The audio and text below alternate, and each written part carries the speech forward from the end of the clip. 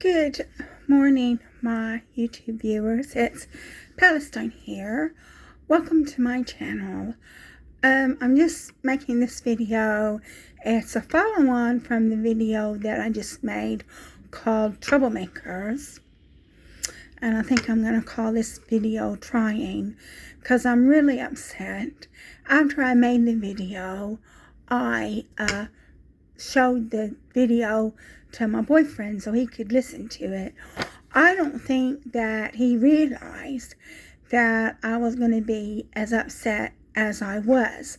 I think that he thought I would just brush off what this woman said, but I'm not brushing it off because she's a troublemaker. I mean, if she wanted to gossip with her friends, that was one thing. But she said to my boyfriend that she wouldn't put up with me having a friendship with my Sikh friend. She said she wouldn't put up with that. Now, I know she's single. I don't know why she's single. I don't know if she's divorced or widowed. But she said that she wouldn't put up with me being friends with my Sikh friend. And the thing is that my boyfriend said he felt like an idiot. Well, my boyfriend's not an idiot. My boyfriend is a very good man. And the thing is that I can't help it. I don't have anybody. I was just sitting here. I told my boyfriend that when I first met him, he was still married. He was separated, but he was still married. And I went out with him even though he was still married. And even though he was separated from his wife and had been separated for like 10 years or something like that, she wouldn't give him a divorce. And so she was still trying to get him to go back to her even when they'd been separated 10 years.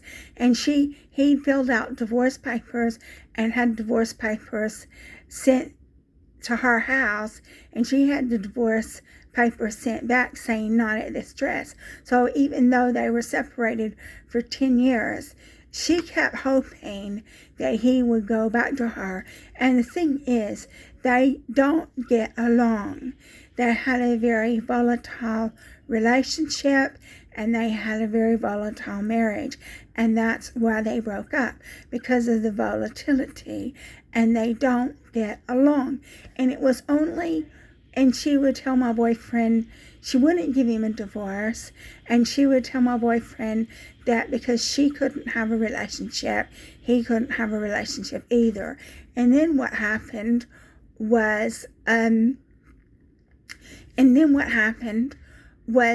when the children got older and they were old enough to be on their own, she went on a dating website and she met this guy on this dating website.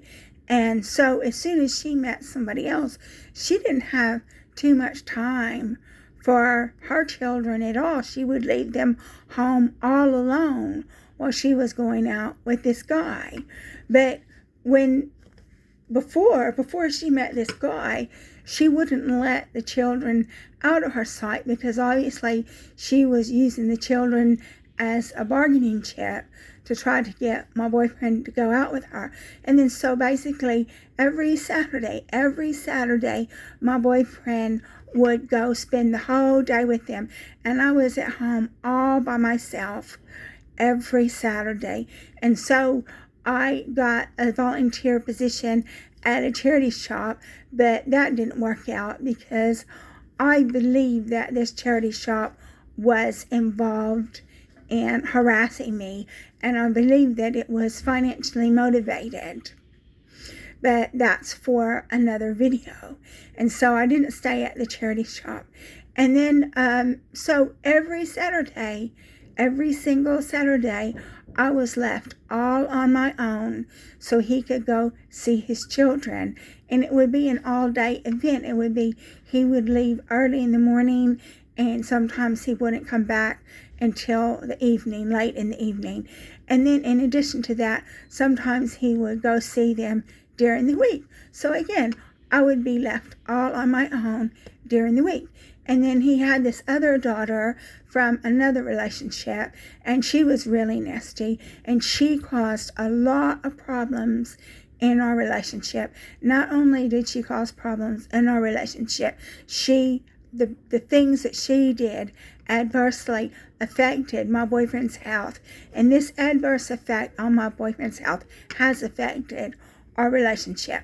But I stayed with him through all that, through the ex-wife, through the children, through everything. I stayed with him. And then we had COVID. And then during COVID, he couldn't see his children. And then after COVID, he started seeing his children on a Sunday, which meant I could see him on a Saturday. And then, but through all that, through all of his problems, all of his personal problems that were nothing to do with me, to do with his wife wanting him back, the wife using the children as a bargaining chip to try to get him back, and then to do with this older daughter from a previous relationship that was just nasty. She had invited me to her wedding and everything. Through all of that, I stayed with him.